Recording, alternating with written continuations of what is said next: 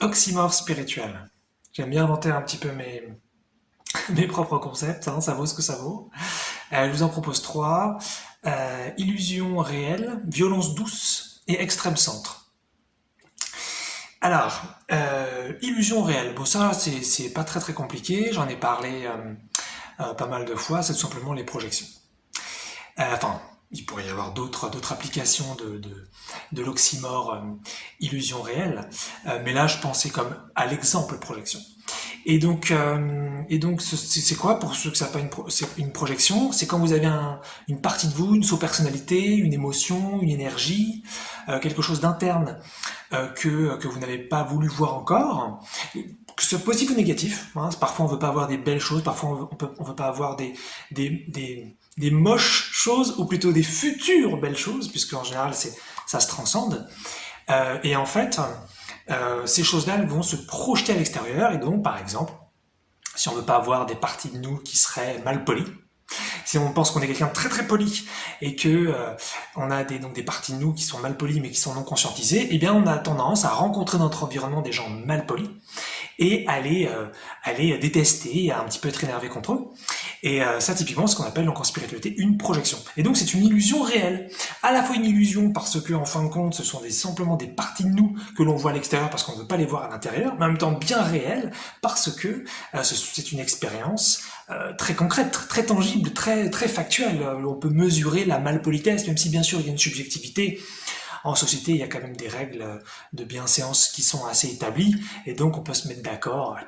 On dit bonjour, quelqu'un ne dit pas bonjour. On envoie un message très important et on n'a pas de réponse.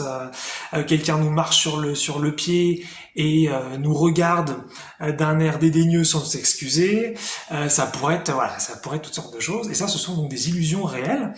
Réelles, donc, comme je l'ai dit, plus que concret, et puis illusion, puisque, a priori, une fois que vous avez vu ça à l'intérieur, et que vous avez commencé donc à le conscientiser, ça va bouger un peu, prendre une autre forme, et donc cette expérience va être modifiée. Bien sûr, ça pourrait tout simplement être supprimé et que maintenant vous ne rencontrez que des gens polis, mais ça pourrait tout simplement prendre d'autres formes, vous pourrez en rencontrer plus, en rencontrer moins, ça peut bouger, il peut y avoir pas mal de raisons à ça. Et donc, une illusion réelle. Donc j'aime bien les oxymores, ça fait un peu érudit, ça fait un peu le mec qui sait des trucs, mais c'est juste pour rigoler.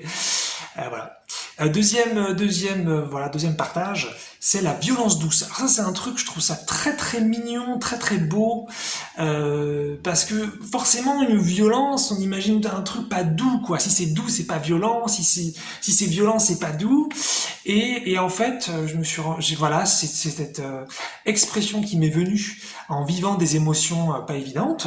À un moment donné, j'étais traversé en fin de compte par des vieux trucs qui remontaient et je chantais une tristesse en fait très profonde qui montait comme ça et qui montait un petit peu sans trop me demander mon avis. Hein. C'est souvent ce qui se passe avec les émotions. On n'arrive pas trop à voir où est-ce qu'on a pris la décision de les vivre, même si en théorie c'est là, mais souvent on les vit sans s'en rendre compte. Et je sentais cette tristesse qui montait,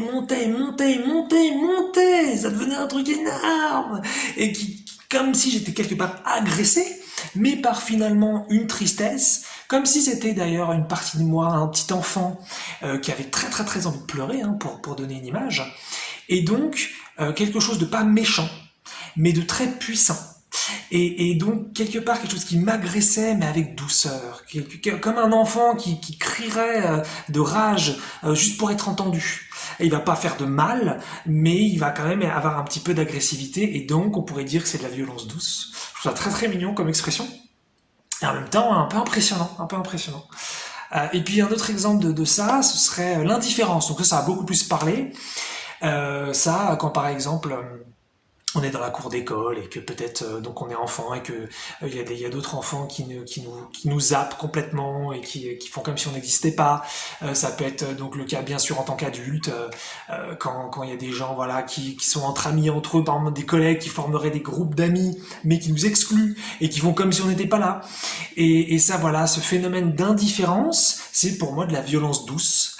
Ça me fait marrer, je trouve ça ouf comme expression. Peut-être d'ailleurs que ça existait avant, je pense que j'invente des trucs que ça n'existait pas avant, puisque toutes les inventions ont toujours existé normalement à un niveau plus profond. Mais c'est ça en fait, c'est quelque part, ça vient du passif-agressif. Hein, le passif-agressif, pour ceux à qui ça parle pas trop, même si a priori c'est assez connu, mais c'est une expression d'être un petit peu technique, c'est le fait finalement de faire donc des agressions tout en restant passif. Hein, ça fait déjà un petit peu oxymore aussi, passif-agressif. Et donc, par exemple, quand on n'est pas content contre quelqu'un et qui vient nous demander un service, par exemple, est-ce que tu peux m'apporter tel objet s'il te plaît? Nous, on répond pas, ou alors on l'apporte sans rien dire. Et donc, ça fait une tension un petit peu bizarre, et c'est une sorte d'agression sans être une agression verbale, sans être dans une agression physique, un petit peu une agression énergétique. Et donc c'est aussi une forme de violence douce, même si je trouve que le passif-agressif c'est pas si doux que ça, c'est très dur, alors que peut-être l'indifférence ou la grande tristesse comme j'ai partagé, ça peut être un peu plus doux entre guillemets. Ça veut pas dire que c'est agréable pour autant. Mais c'est vrai que l'exemple de la grande tristesse, il y avait un côté aussi un petit peu agréable, c'est-à-dire cette tristesse qui s'exprimait, qui voulait simple, voilà, comme l'enfant qui veut juste pleurer, donc une forme d'énorme tristesse, d'énorme violence, et en même temps, une agressivité, et puis en même temps, donc, une douceur, parce que j'ai juste envie de pleurer, c'est tout. Et puis, je termine par un oxymore qui là me fait vraiment marrer.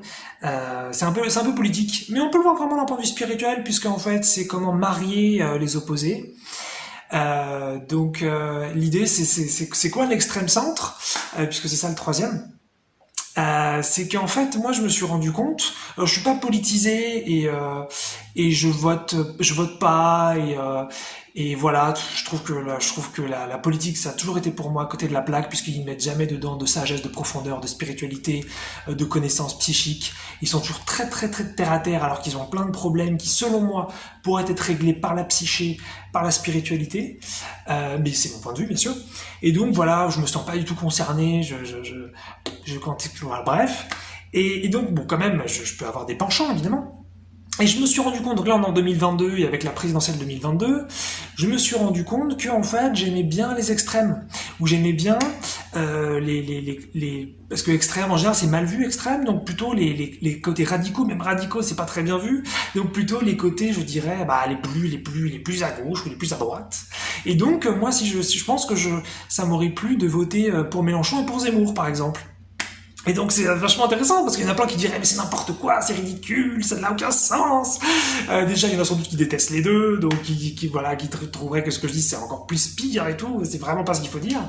Mais effectivement je me rends compte que j'aime bien parce que je trouve que moi j'ai un côté un peu extrême, j'ai un côté un peu radical qui me plaît pas toujours trop parce qu'après on peut s'y identifier, on peut prendre position, on peut construire là-dessus et se dire que c'est ça qu'il faut faire et puis c'est toujours faut toujours faire attention à utiliser des choses à bon escient et pas rester trop là-dessus.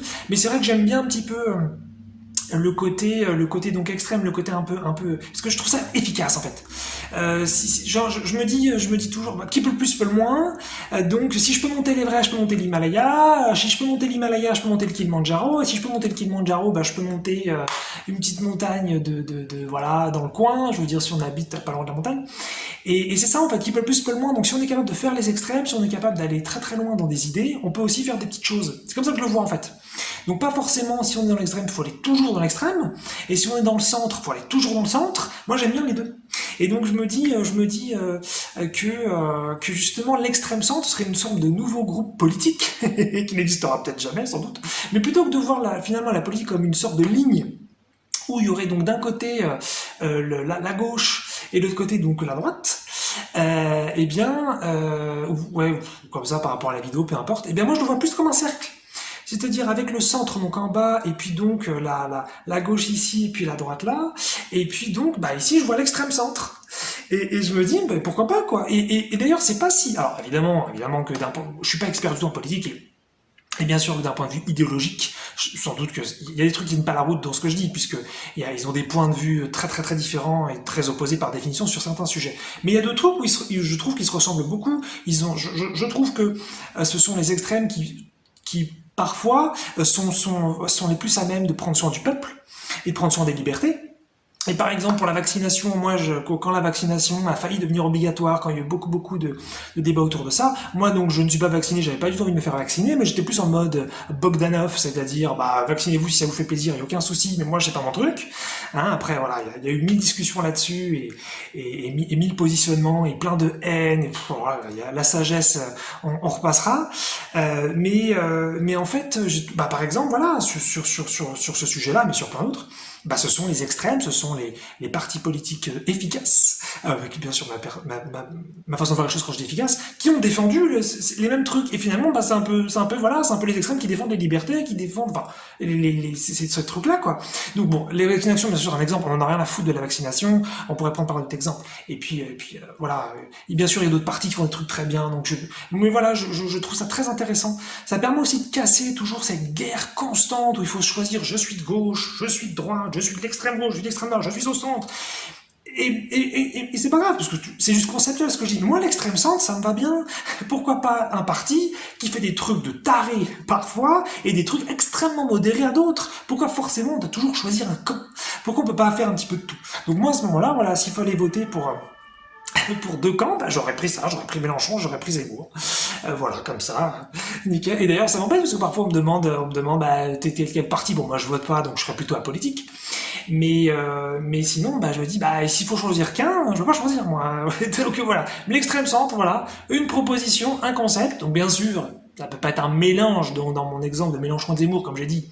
Ils ont des concepts idéologiques trop opposés sur certains points, mais ils se ressemblent vraiment sur pas mal de trucs, et c'est ceux qui, pour moi, prennent soin sur certains points, le plus donc du peuple. Voilà. Mais bon, c'est carrément subjectif ce que je dis, c'est un point de vue. Je suis sûr que je pourrais me faire détester par plein de gens pour ça, mais c'est très bien aussi, voilà, c'est juste une opinion, il n'y a pas de souci, je cherche pas du tout à qu'on soit d'accord. Et voilà, un oxymore spirituel, puisque pourquoi pas un peu de spiritualité aussi en politique, pourquoi pas sortir un petit peu des dualités, et pourquoi pas un petit peu se rejoindre, pas forcément non plus en tant que nouvelle idéologie, si c'est pour effectivement faire de la non-dualité, pour faire de la non-dualité, pour faire de l'extrême centre, pour faire de l'extrême centre, pour dire on le fait parce que nous on est comme ça sert à rien non plus, il faut qu'il y ait quelque chose d'intelligent, et quelque chose qui prenne en compte le pragmatisme, évidemment. Mais voilà, un concept qui me plaît beaucoup.